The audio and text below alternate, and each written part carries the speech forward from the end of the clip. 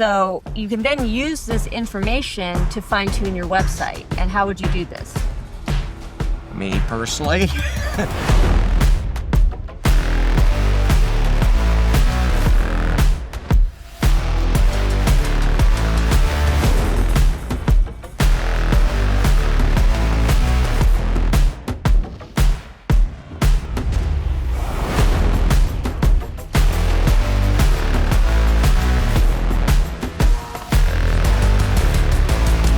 Welcome to the Ruddle Show. I'm Lisette, and this is my dad, Cliff Ruddle.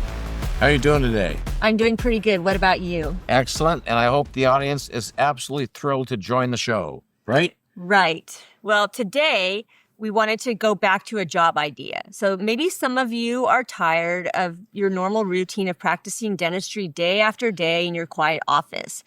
Over the years, we here at the Ruddle Show have tried to give you some ideas about how you can use your dentistry skills in more unconventional ways. We've talked about the possibility of becoming a hockey team dentist, getting involved in forensic dentistry, and we've even mentioned taking your dentistry skills to remote regions of the world to help out those who are less fortunate. Yeah. Well, today we have another idea.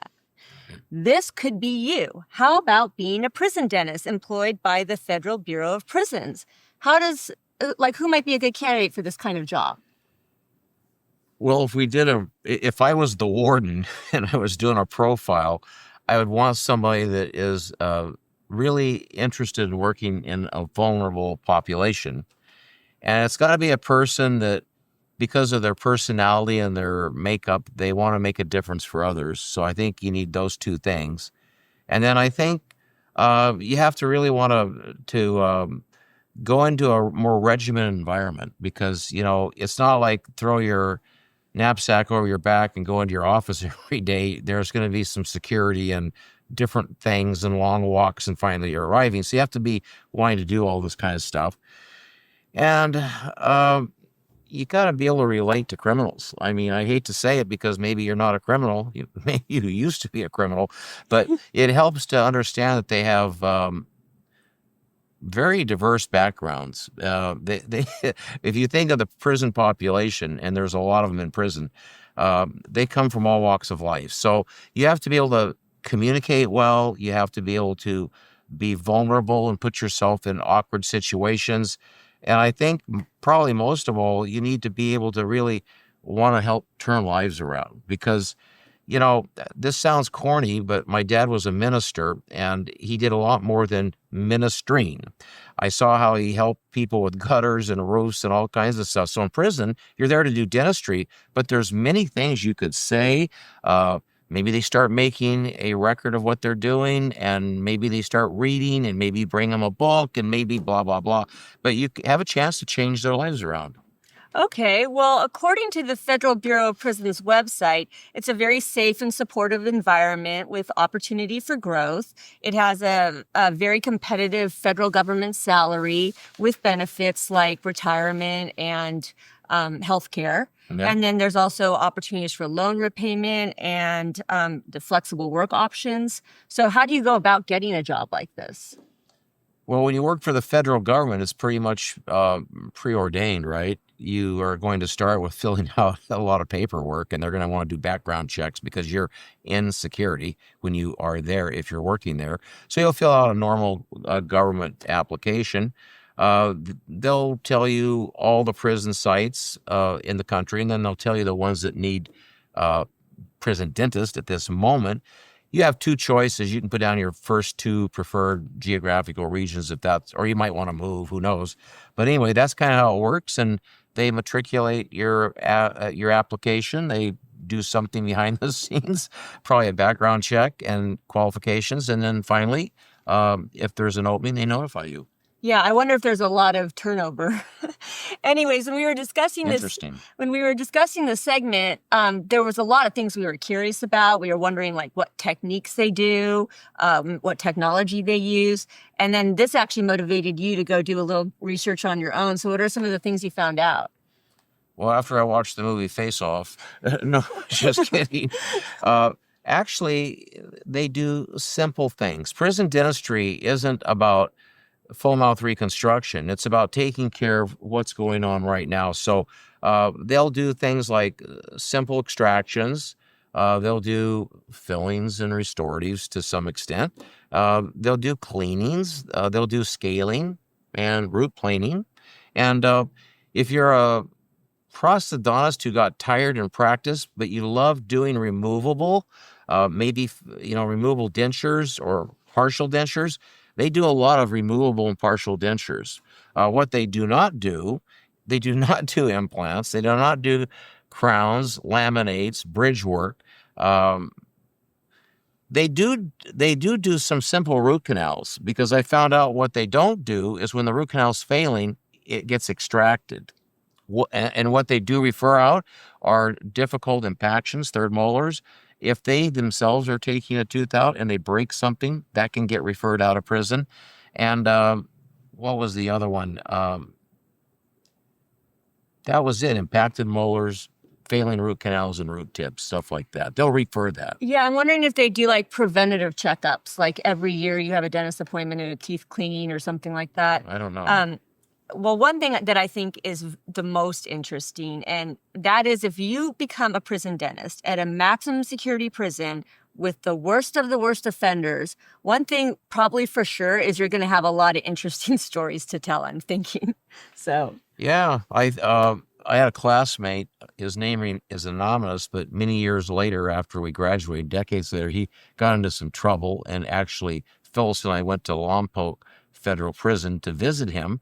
And while we were there, he actually said to us, I was thinking about this the other day, he actually said it might be good for me to come back and donate maybe a day a week or something to be a prison dentist, because he said, I met a lot of people in here, and he said, there's a lot of interesting people and they need help. And he kind of became spiritual. He thought through that little avenue, he might shine some light, bring him a Bible to read or something like that. Okay, well, so there's another idea for you. We have a great show for you today, so let's get to it.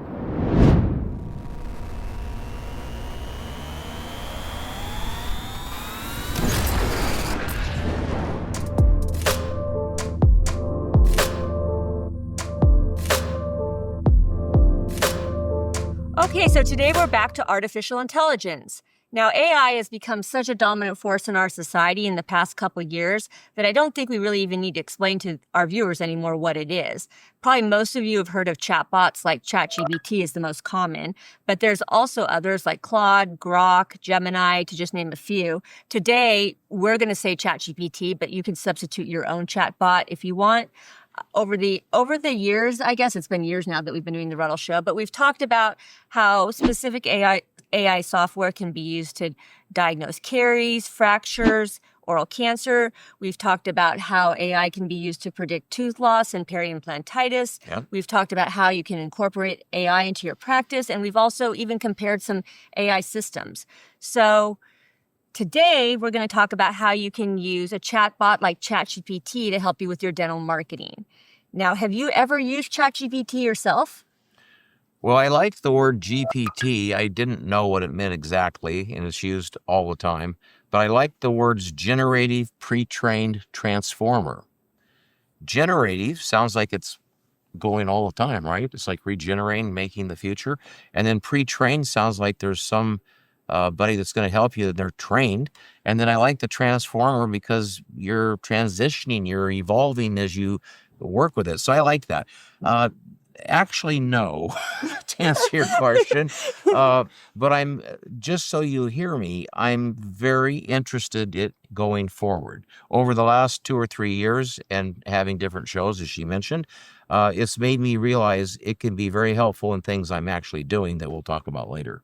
But so my version of using it is dumbed down. I would just use a Google feature and AI would come up and it would, tell me. AI overview. Yeah. And it then says more and you hit more. And I mean, it can go to references, literature, and other places. So I find it very efficient to learn quite a bit about something that maybe I'm not aware of, and then to get me to more sources. So that's my vision. It's a dumbed down vision of ChatGPT. It's not generative. It's not transforming me. But my grandkids, Isaac, I call him affectionately the shooter, He has a CNC machine, and he has 3D printing. He likes to do that.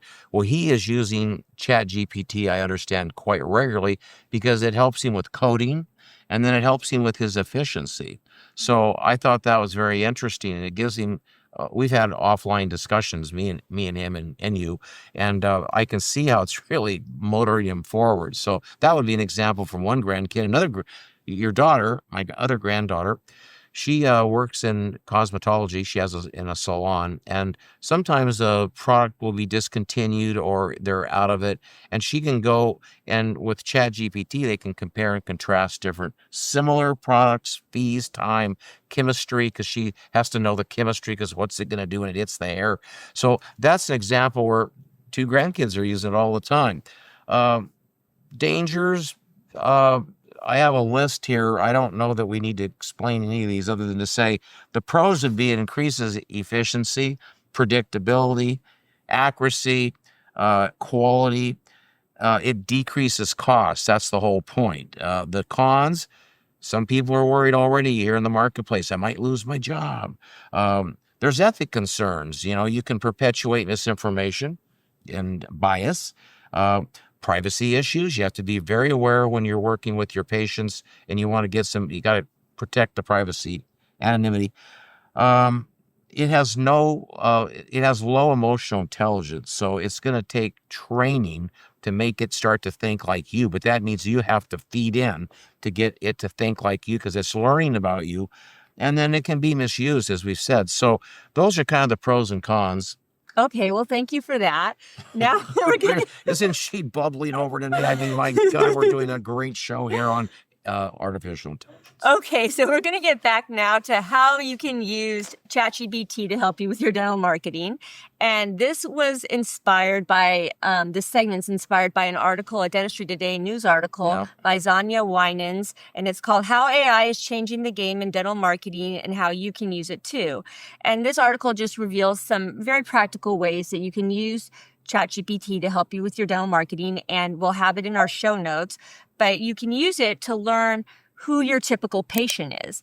So the author suggests that you upload a patient database into ChatGPT minus the names and sensitive info, and then it can use that data to, like the data of age, how their spending habits, their income, and come up with maybe who your typical patients are. And so, for example, your patient profile could be a working mother that's looking for flexible hours or a retired couple that's looking for affordability. So you can then use this information to fine-tune your website. And how would you do this? Me personally, well, I would want to upload, if that's the right word, my URL. That's my address where my website is, and I'd want to upload that to ChatGPT. And I might want to actually ask a question. Are we communicating with our patients? Not only our existing patients, but potential patients. So I'd want to know that. And then I might also want to ask ChatGPT by asking specific questions and having the staff involved. What could we do necessarily that could affect more visibility and get better results from the general public? So as an example, if you like to do implants, crown and bridge, that kind of stuff, you might understand there's a financial implication with all those cool, laminates and all that. So how do you get that message out that you do it, but yet it can be financed or it can be affordable? We've had shows where we've talked about how you can finance in the office, as an example. Maybe people have a hard time getting in to see you because they're working their butts off. So, you might have to say a little comment that I work one day a week in the evening, or I start extra early in the morning to accommodate schedules. And I might even take a half a day on a weekend or a day on the weekend and transpose that day and take another day off. But anyway, availability would come to mind. And finally, if you really love lasers and imaging, like CBCT, digital, it goes on and on. Air purifiers, technology. You might want to tell the world about your technology and why your office is special. Yeah, so you can, that's great that you can use it. How am I doing? No, great. So you can kind of fine tune your website to speak more to who your actual patients are. That's right. Okay, well then if you know who your patients are, then you can even ask ChatGPT to create a digital ad for you, and then you can give feedback and see new options. You can even use AI to create a 30-day social media calendar. And the author suggests that you come up with like a mix of educational content, maybe patient testimonials, um, what you're doing in the community outreach, maybe some tips or recommendations, maybe even something about your office culture, so you can really do a whole variety of posts and on social media, and AI can help you do that. So what do you have to be careful about though? Well, I think with anything, we need to make sure ChatGPT, remember it's generative, it's helping us transform. We need to give it feedback. So it's important that somebody on the staff or the doctor himself, but there's usually somebody that's good at this, they need to look at that and see how it's projecting the website presence, and then be working with ChatGPT behind the scenes to refine it so it begins to learn, because it can do machine learning and it can learn more about what your responses are. So that's helpful. And then patient anonymity has to be totally protected. Right. Yeah, it does seem to me that I just lost my thought. But anyways, all of this is very exciting and promising. And I was asking my son Isaac about it because he uses ChatGPT a lot. And I said, so do you pay for it or is it free? And he said that there is a free version. And then there's also a paid version where you can create your own GPT. That's because ChatGPT is very general, but you can create your own. So I was thinking, well, wow, what if if someone say wants to ask Cliff Ruddle questions all the time, like, well, you can download all the articles from our website, upload them into your personal GPT, download all the Ruddle Show transcripts and paste them into the GPT, and then you can just ask, what would Cliff Ruddle say about this? And I'd be curious to see what the responses are like. Yeah, imagine the time I would log on the beach, because now that I'd be freed from this vestige of responsibility of asking questions from international colleagues, I could just be at the beach. But whoops, I can see that that's my new assignment and it comes with some responsibility. So I would have to work with what you just said. And over a little bit of time, you'd buff it out and polish it, and all of a sudden it'd be pretty much what we said. But I liked today that we've given you some glimpse of how you could use AI, as an example, ChatGPT, in your practice to attract more patients. I like the social media calendar and how you mentioned hashtags, testimonials, video clips, and stuff like that, because that's always really fun for other patients to see, because they get ideas. It sparks action. Back to one of your most exciting things that you told me about is if I could take all the articles you and I and your sister that we wrote, and it goes even before my you two daughters, if I could take all the articles I ever wrote, put them in, all the editorials, put them in ChatGPT, all the videos, if I could take all the questions and answers that came in, and if I would start working with that and start refining it, it could be pretty formidable for the future of education. Yeah, it would be. And if you want to know more about this, you should check out the article that kind of inspired us, because the author in that article gives you exact verbiage as a suggestion that you might want to ask ChatGPT. So she really kind of in the article tells you how to go about it. We just kind of give you a general overview here. So you might want to check that out. There was a quote I came across by Jimmy Rometty, who's the former CEO of IBM. And I really like this quote because it says, AI will not replace humans, but those who use AI will replace those who don't. So action, call to action. Okay, well, I guess we gave some useful information, hopefully, and we hope you enjoyed the segment.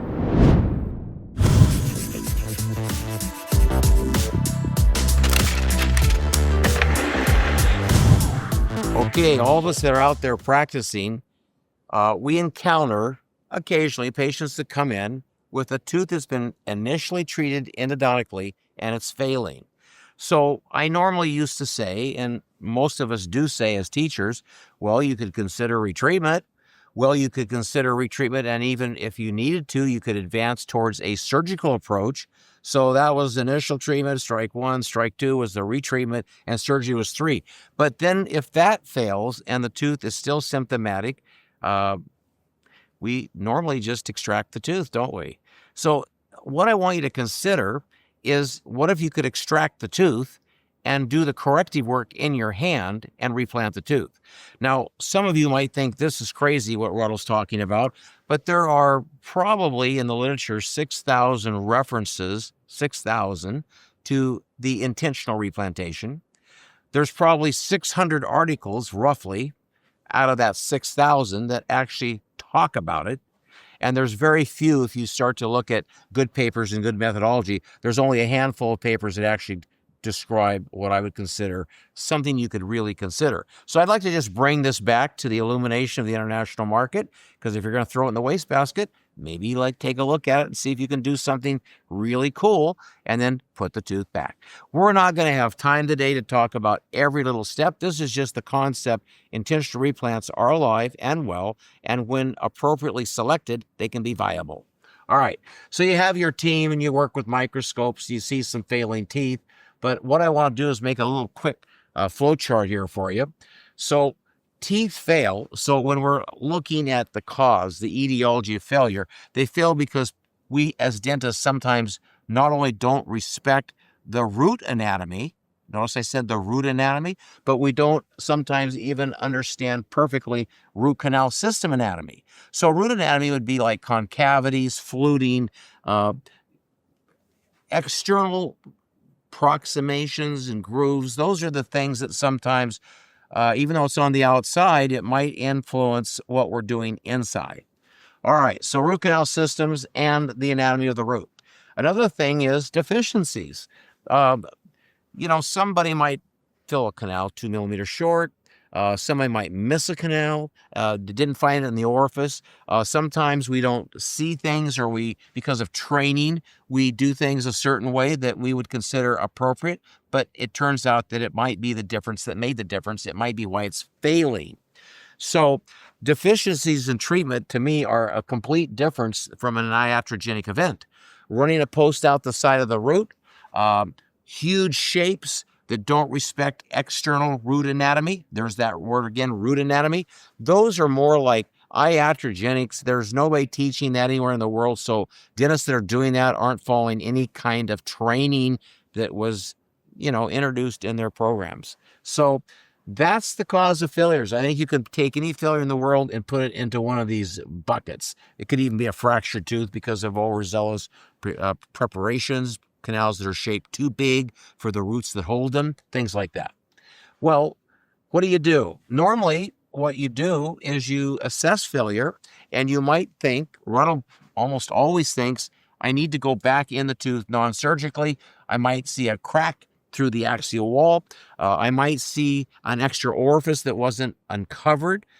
I can use ultrasonics. We talked about Castellucci. We talked about the sign tips. We talked about buck tips. There's different ways to refine the access cavity. You might be able to find something that you can address. And then sometimes you might do the best retreatment in the world, but you inherited something that was very difficult.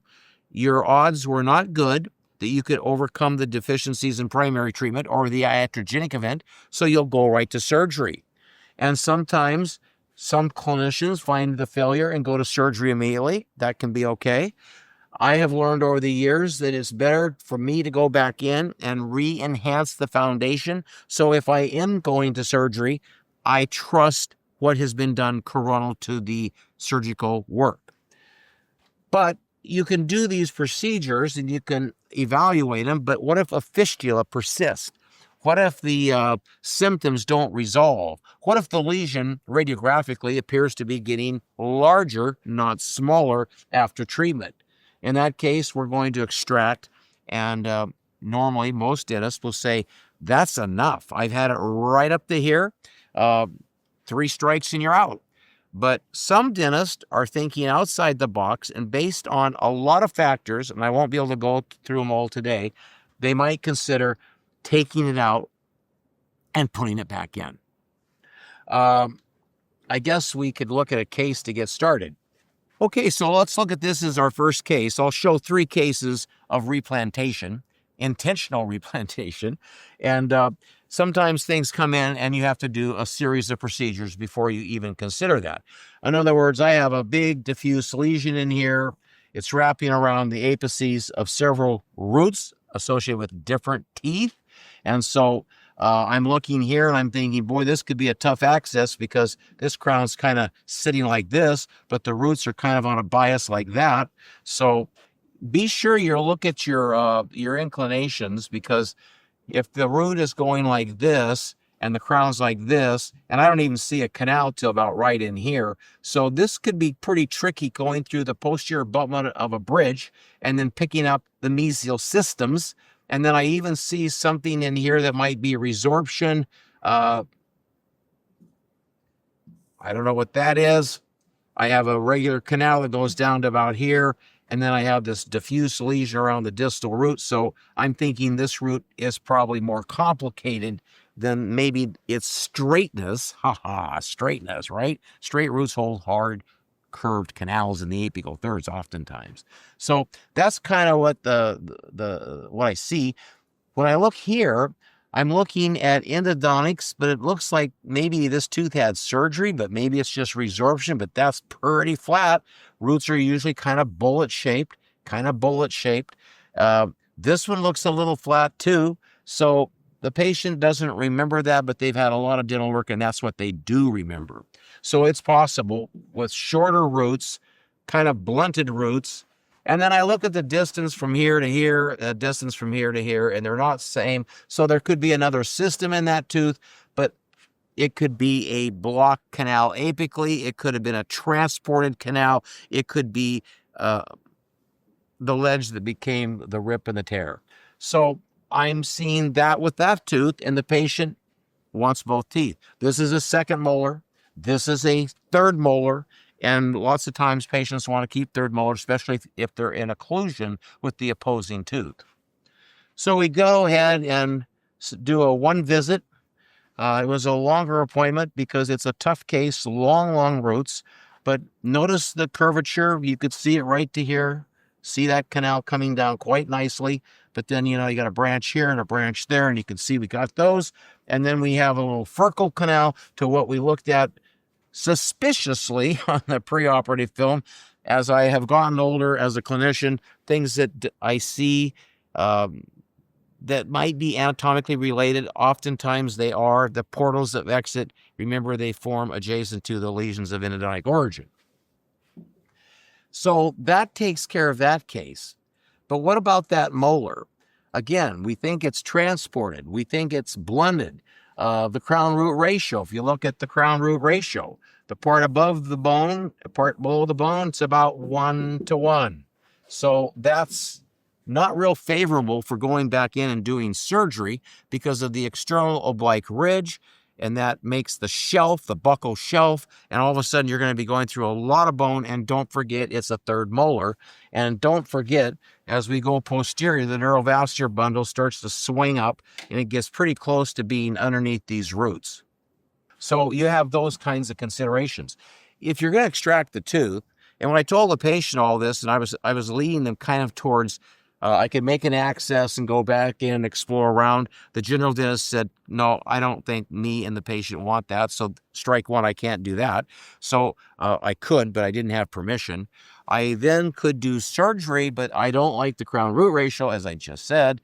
And finally I said, okay, you give me really no more choices. So why don't we just extract the tooth? And the patient sags in the chair, but what if we could extract the tooth and do corrective work in our hand? So that led to me, this case, it wasn't the first case I'd done, but it was one of the early ones. It led to me doing about 50 intentional replantations over about a 45-year career. So that you can see, if you do the math, that's not very many per year. And I lost about 8 or 9 of them, and I had many of them, that's over 40 left, that went for over a decade, and some of them, when I retired, the patients still had those teeth. So it can be a really, really good procedure, but you have to ask yourself, who should do the work? If you're going to go ahead and extract the tooth, who should do the work? And, we can talk about, it could be any of these three people on the multidisciplinary team. I stopped doing them personally because how many extractions does Ruddle do? I work in a complex. I have an oral surgeon within 100 yards. I took him out to dinner, and we had a long, pleasant visit, Dr. Ashamola. And we call him the Egyptian madman. He could do wonderful things with his hands. And I said, look, you're used to getting in there, boom, and rolling a tooth out fast. And if it breaks, you don't care because you'll section it, take out the other root. I want the tooth to come out in total. So I said, you are way better than I am because you extract teeth every single day, multiple times. But I need a traumatic extraction. I'll come back to this at another time, and the producer will remind me, so I better be careful what I promise. But you have atraumatic techniques, especially if an implant is considered. And you can do vertical extractions, so we don't do so much back and forth buccolingual rotation with our hand and the forceps. We're doing more of a procedure with it, like taking a cork out of a bottle. They have different kinds of forceps that can move the tooth more vertically and pull it incrementally right out of the socket. So be aware of the atraumatic. Be aware of working with other members on the surgical team. The whole extraoral time we had down to about 5 to 7 minutes. Most of the literature was 15 minutes. Some were 10 minutes. I want to talk just another sentence on the extraoral time. You need to go through the drill with your staff and with the other office. So when the patient's over there, they've been seen on a consultation, they've been seen with me in consultation, all the chit-chat's done. They go over there, the phone rings in our office, and they say, Dr. Ashamala is just about to deliver the tooth. Well, guess what? My assistant is standing right there with a cup filled with Hank's balanced salt solution.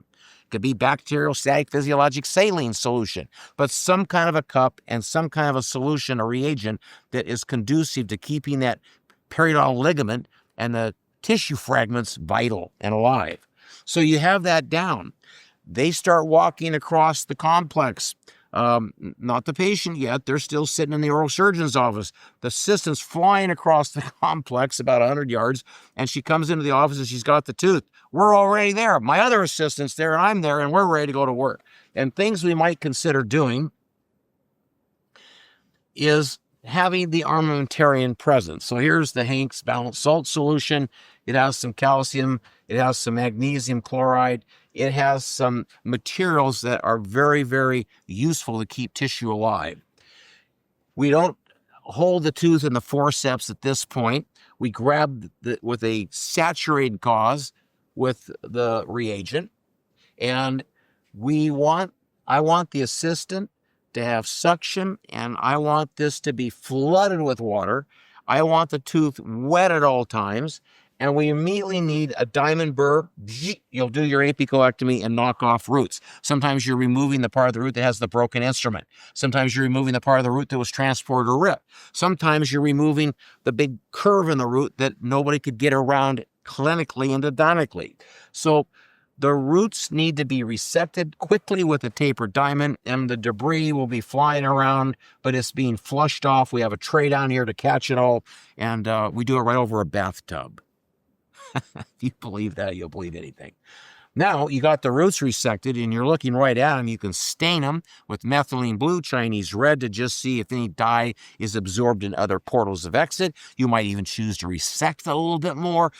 Beware of the crown-root ratios I talked about previously. This is the Munspur. Okay, I better change colors so he doesn't panic. This is the Munspur. Muntz. John Muntz. I think it's C. John Muntz. All right, so he's up there in Idaho. He's up on the mountain. He's living the good life.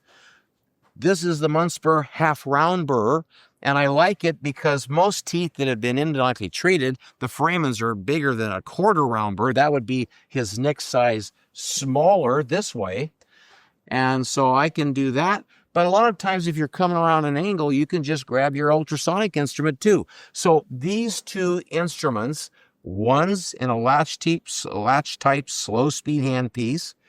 One is in a contrangle with a generator, an ultrasonic generator behind it to drive it. And you can do these preps laterally, vertically, however you want to do it, but they're done very effectively and very quickly. Remember, extra oral time, the clock is ticking. So you can place your retro material. It could have been in the old days amalgam. It could have been super EBA. It could have been biodentine. It could have been probably not MTA, because all the flushing, I'll probably flush the MTA right out of it because it has a set consideration at this moment. Although I've talked to you on this very show that they have MTA coming that can set in 5 minutes, 10 minutes, 15 minutes. You choose the set time you want, and then it's pretty stable and inert. It's not going to get flushed away rapidly like the current MTA most of us know about. So you can put your favorite material in there, and then I want you to reach over, buckle and lingual with your glove fingers and squeeze the cortical plate, because it'll flex a little bit from the extraction that was done by the oral surgeon in my case, and that will collapse the plates a little bit. So when you put the tooth in and you push down, oftentimes in molar teeth, I didn't say single rooted teeth, in molar teeth, they snap back to place. There's still a lot of mobility, but the tooth won't just fall out of their mouth. They won't swallow it. They will not aspirate it. They can go home with it like that. You just have to give them the proper oral instructions about eating and chewing like you would any post-extraction site. You can splint, and we've talked about that on other shows, so I won't really go into that. If you think the tooth's going to fall out, then you got to splint it. But the splints, bottom line is the splints must be very soft. They should allow for some mobility. We don't want to lock that tooth down, or we're certainly going to inspire external root resorption, even replacement resorption, or worse, inflammatory resorption. Even some of those 6, 8, 7 teeth I lost, even when I lost them, I only lost one within 30 days, inflammatory resorption. That's because I had it bolted down, splinted, amobile. Wrong. Go read Andreasen. We've talked about Andreasen before in traumatology. He talks a lot about this stuff, the intentional replant. So those are some of the considerations. Splint if you have to, but it's a softer splint. You can snap them in, and most times that'll hold it. So if we just fire out and go forward, this is at about 10 years. This is at about a 10-year recall. We'll get back to something a little better, maybe 10-year. And you can see the bone is quite nice. The furcation and all this thickened, it's gone. The massive lesion, it's off the film, comes over here. You can see it's all gray in here. Healing is ideal. So that's an example where we kept a tooth and did a less than a 10-minute procedure, and I had the right team. I had the oral surgeon to come across and pick up my deficiencies in my oral surgery skills. So we had the best person to take the tooth out. If the tooth cracks or breaks, they're in the oral surgeon's office. Who's better to go after a root tip? Remember, we talked about prison dentistry earlier? Well, we said one of the few things they refer is third molars. And when they, in the clinic, in the prison, BOP, Bureau of Prisons, when they break a root tip, sometimes because of experience, they have to refer that case out. So if you have anything break, they're in the right office. They're in the office of the oral surgeon. All right. I've shown this case before, but I'm showing it just for fun again. You need to see different ideas, and this is an idea where we have a big post. This is a post that's deviated. You can see it's deviated in the straight-on angle where we're basically breaking the contacts perfectly right in here. Little overlap in here, little overlap. And you can see when we move the cone a little bit and we come more from the mesial, now we can really see that post is deviating much more than a single image would have ever disclosed. So I have said for long times now, take 3 preoperative views, moving the cone in the horizontal angle up to 30 degrees mesial. You don't have to go 30, up to 30. Come back to central, straight on, and go 30 degrees from the distal. And those 3 views will give you a lot more information. Of course, if you have a CBCT, you're going to take that immediately. I still think there's a benefit of more than a single preoperative digital x-ray. So we got a sinus tract, got a massive lesion, previous endodontics. It's a dentist's wife. The dentist is always there too. It made it very pleasant. He wanted me to, correct the post. I was finally able to convince him his post was a little off axis, and he didn't agree here. He thought it was perfect, never saw bleeding. That doesn't mean anything, does it? Look at the result. Years later, huge lesion on his wife.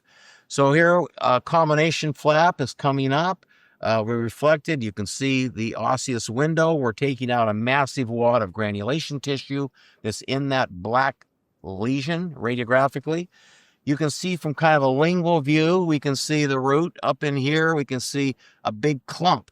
When you see a big clump, not like tags, but a clump of tissue, remember back to the x-ray, that's the post, and that's granulation tissue in the bone over the post.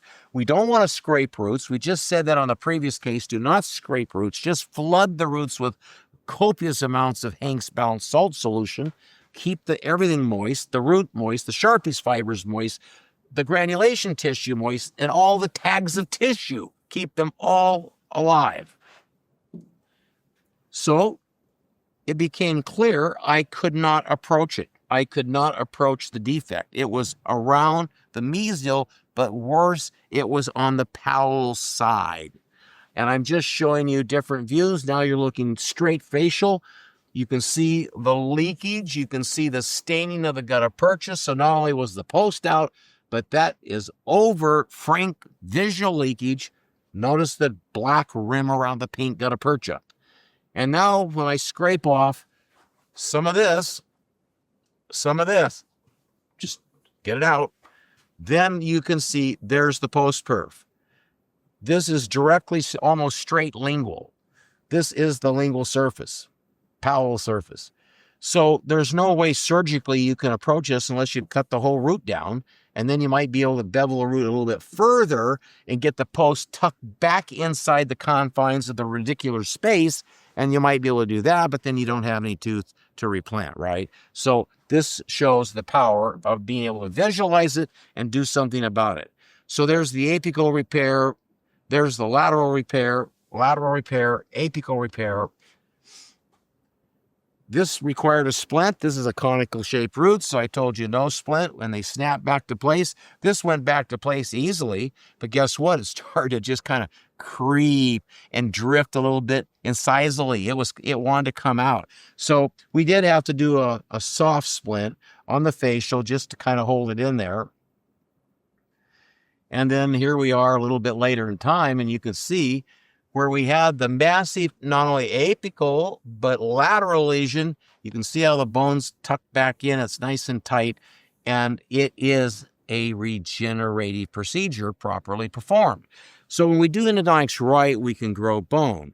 If we need an implant, this is a better site to put an implant in, even if we lost the tooth, than over here on the left. Okay. So get the splint off about 30 days, get it out of there.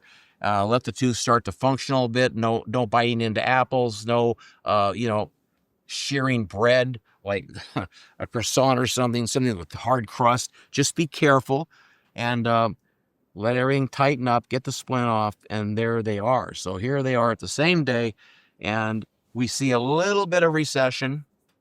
That's going to be okay, because when this lady smiles, we do not have a high lip line. We're kind of like this, so we're going to be okay.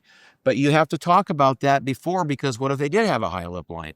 Then you have to tell them that sometimes when we do an intentional replant, there'll be a little bit of osseous remodeling, and there'll be a little bit of gingival recession, and you might show a little bit below or above, in this case, the margin of the crown. Okay, the last case will go fast because it's an abortion.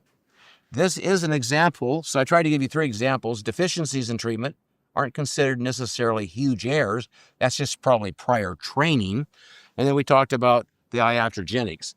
Nobody teaches this in dental school. Nobody talks about making an autobahn to the freeway, straight as in marrow, go as fast as you can. We have to remember, when you see this little line in here, that little black line, you see this, and then you pick it up again down here, that is in a cross section. That's the furcation. And this shape is like this. So the shape has exceeded the confines and the boundary lines of the root itself. So I can't do anything here. Of course, apically, the root's over here, the foramen's over here. There's 2 canals, so I don't know if there's 1 or 2, but it's been transported, ripped here. It's been ripped, torn, and perforated furcally. That's a strip perf, if you want the terminology. And then nothing there. And then here I'm thinking, well, I have an infrabony pocket. I have a little furcal thing, so that's probably how the bone comes. And I'm thinking, I better retreat this canal, because what if there's a branch that comes off, and that would explain that. So you might argue, well, if you're going to extract a tooth, you might be able to see it. You might not be able to see it. There might be a tissue tag over it. And again, you're not going to curette the root, because by curetting the root, you're going to increase the almost 100% likelihood that the tooth will be lost through resorption. So I'm going to go in the distal root. I'm not trying to do a Cliff Ruddle job on this. I'm just going in there to find another canal. There's 2 canals. I'm not really worried about getting down around to the end of the root, because the treatment plan is to remove the tooth, apicoectomy. So I just need to shape somewhat short and get a nice tight pack, and that's what we did. So outside the mouth, you can make these big repairs. Now you can see perfectly the concavity. That's the concavity on that back side of that root, the distal aspect of the mesial root. And you can see we've got it corked apically. 2 systems that merged apically apparently, but they kind of diverged to go their direct separate ways as I prepped up the root coronally, extraorally. And there it is. So again, this is another 10-year result. You can see the tissue, I think, piled up here if you look really carefully. But here's the bone level. And this bone level somehow scallops back up and gets about up to there. So I got good tight furcal bone. I got distal healing, apical healing. And that is the power, ladies and gentlemen, girls and boys, hobos and tramps. Intentional replants can be a very, very excellent choice on a strategic tooth that has the kind of root anatomy that's conducive to an extraction. Keep it in mind and keep it on your radar.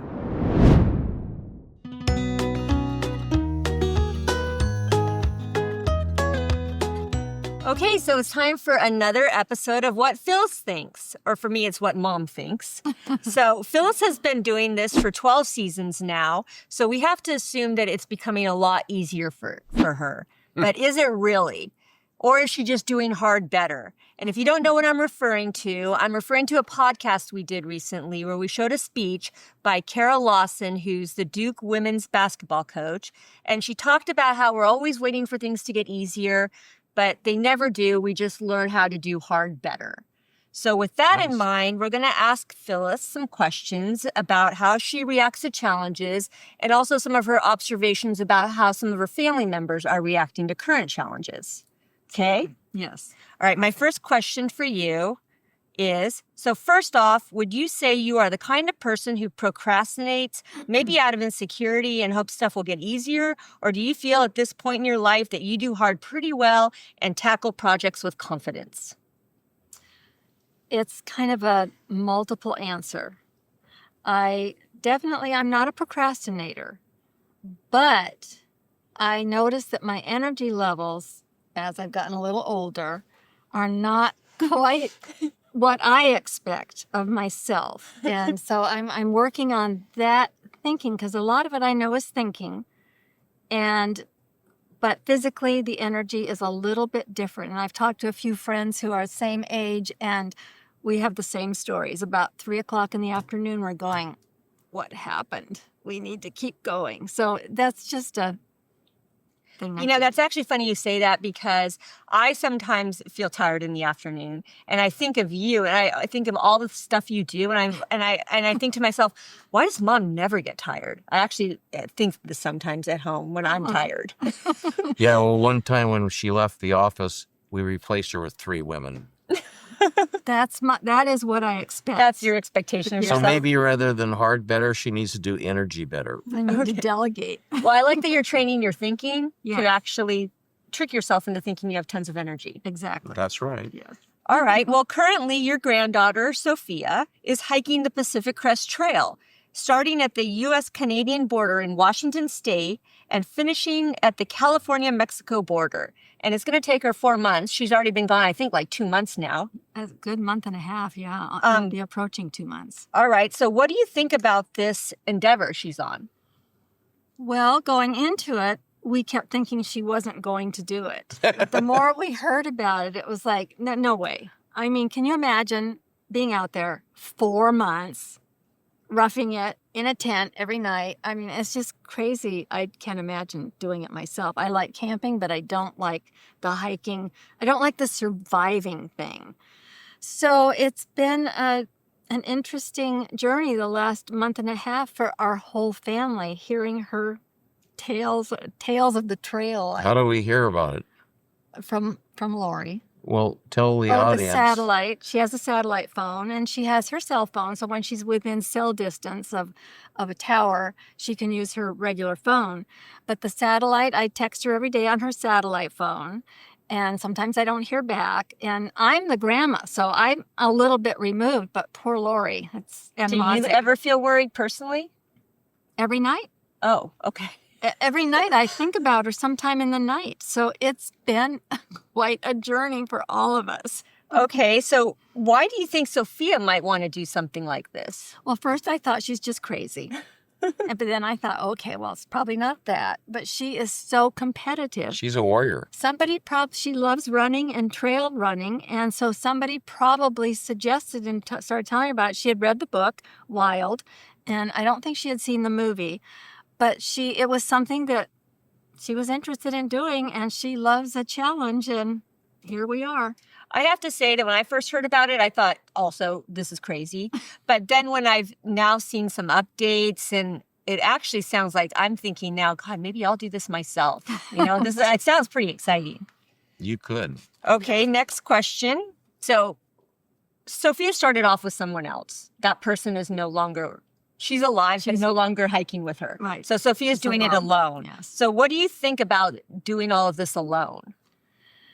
It's worrisome, but I understand her personality and her competitiveness. She competes against herself more than anybody else. And Yeah, it she doesn't hurt needed- that she carries a Smith & Wesson. That helps too, and a big knife. It always beats the... You're kidding. That would be nice if she did. Yeah, she doesn't seem like that worried to do it by herself.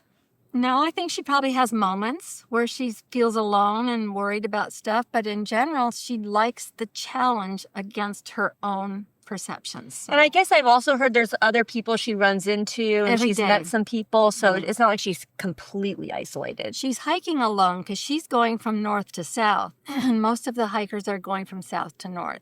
But she's interfaces with people every day to some extent. I think it would be a rare day that she doesn't see anybody. Mm-hmm. So we've kind of adjusted to that's how it's going to be. Okay, well, let's go on now to something that recently involved you and Dad. Mm-hmm. You recently had a German group come for Dad to teach and interact with, and it required a lot of planning and organization. You used to do this kind of thing regularly in the past when you Right. gave the seminars, but in recent years, not so much. Did you feel overwhelmed or stressed out when you were faced with this challenge? Yes. We were so rusty. Lori and I put everything in storage when we moved the office home, and we haven't done a course for 5 years. So in theory, when we agreed to do it, it all sounded very doable because we'd done it so much. But when it came down to the details of finding everything, it was like, where is that? So I had a storage, went out to storage one day looking for stuff, had a whole story about that. And just finding the way to pull it all together was a little overwhelming after not doing it for so long. But you knew you had to do it, so you just like kind of toughened up and did it? Just did it, yes. Okay. And then as you were doing it, did you find it was seeming more doable? Yes, and thought of ideas for the next time. So I would say it could happen again, and we would be definitely ready. So Okay. Was it okay to have Lori help you with the hotel, the food, the setup? thank God for Lori. Yeah. Yes. She loves the detail part of it. They're a so- pretty good team, huh? Yeah. So that was Okay, all well, good. the meeting turned out very successful. Do you think that when you succeed at something that seems overwhelming or scary or challenging, that success maybe feels extra inspiring?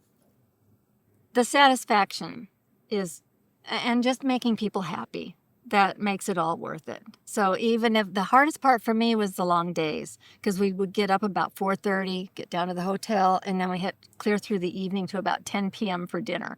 So it was a long 2 days, and that I'm thinking about how to tweak that another time.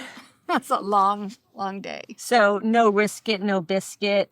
Use Exactly. I think it's Don Arians or Bruce Arians' expression. Yeah. Yeah, that I say a lot at home and I get like told to stop.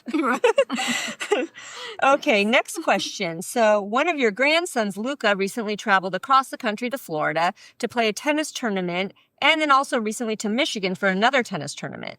So Lori, who is terrified of flying, took him. Do you have any opinions about this and maybe what kind of pressure Luca might have been feeling as well? My journey of traveling days and the whole flying thing, I had to go through the same thing myself, and it takes a long time to be comfortable with that lifestyle. So I think it's great. He wants to be a tennis player. He wants to be out there and go everywhere in the world and play. And so this is part of the journey, is learning how to do that. The stuff behind playing tennis. He loves the courts and all that, but the whole rest of the time zones and all that stuff. And It sounds a little bit like the German course. yes, There's the course, and then there's the peripheral stuff. exactly. For me, there was the travel, and that's a whole story. And then you just get up there and give your lecture. So Luca's learning a lot. Yeah, you had to do it. I had to do it. I mean, there's all this other stuff that goes into what you want to be in life, and you just have to do it. Just so the audience gets a small glimpse, California, Santa Barbara, about 75 degrees would be a high. Florida would be like 90 to 95 with about the same humidity. So there's a whole different demand. Michigan, you're thinking is north, way better. It is blistering hot in Michigan. And they have a lot of humidity because of the lakes. Yes. So he's learning about time changes. Yeah, and then I don't know if he might feel a little bit like, I'm making mom take me here and we're flying all these miles and we're staying in a hotel. I better do well. Does he have that kind of pressure? I'm sure he does. And plus, like Sophia, he drives himself. So he has to learn how to handle that too. So that's all part of it. So Phyllis generally tells him if you don't win, forget the return, take it home. exactly. Yeah, maybe you just don't have one outcome that you need. Like you kind of looked at what different possibilities and what you can learn from those. And so it's not just about getting a certain outcome. He's really good at putting That's right. things into balance. Okay, I think we have time for one more question. And so Eva, your other granddaughter, works in a hair salon and often has to do hair retreatment, meaning another stylist messed up someone's hair and now she has to fix it. And Eva's actually very good at this, but she will tell me she was insecure or worried during the procedure, but she's also was trying to project confidence because she doesn't want her client to be worried and see that she's a little nervous herself. So do you ever feel like this? I remember in the office, we had to deal with that a lot with endo retreatment stuff. And you would see some of the things that would come in and I'd be going, I don't think it's possible. And he would just take it down piece by piece by piece, and it was possible. And so I'm very familiar with that aspect. And then when you're working with the public, like she does with the hair thing, it can be very intimidating, but it's just one step at a time. You break it down, you know you can do it. And if you can't, you tell them, I'm sorry, I can't do this. And then you're fine. But I know what she's feeling. What you're saying that is I'm so proud of her is everybody thinks, cosmetology, chemicals and all that stuff. But she's learning communication. Oh, yeah. And she's learning to clarify her communication because there's what people hear and what you said, and they're not always the same. So she's learning to repeat back and really understand what their biggest chief complaint is. And I think that's going to help her all through life. And she has a real good feel about her when she's talking to people, and she sees things, and that's good. She has good antenna. Yeah, being realistic so that they know what to expect. Like not promising success and then it's like, Don't overpromise. right. There you go. Yeah. And I also like what you said about like the situation as a whole might seem like really challenging and scary, but when you just like start breaking it down, One hair at a time. yeah, looking at one thing at a time, then maybe it starts to seem like more manageable. Yes. And keep the fee up.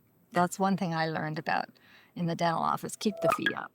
Okay, we can just leave that with your final advice if Exactly. you'd like. Well, it is. works in all It is aspects. retreatment. Yes, it works in all aspects of life. Think about the fee. Okay, well, thank you for joining us for What Phyllis Thinks again. You're welcome. Good job. We love having you on. Do you feel nervous when we tell you it's time for What Phyllis Thinks? Not too. I did at first, but not too much. I'm pretty good at coming up with things to say. So she's doing hard better. Yes. All right, well, thank you. And that's our show for today. So see you next time on The Ruddle Show.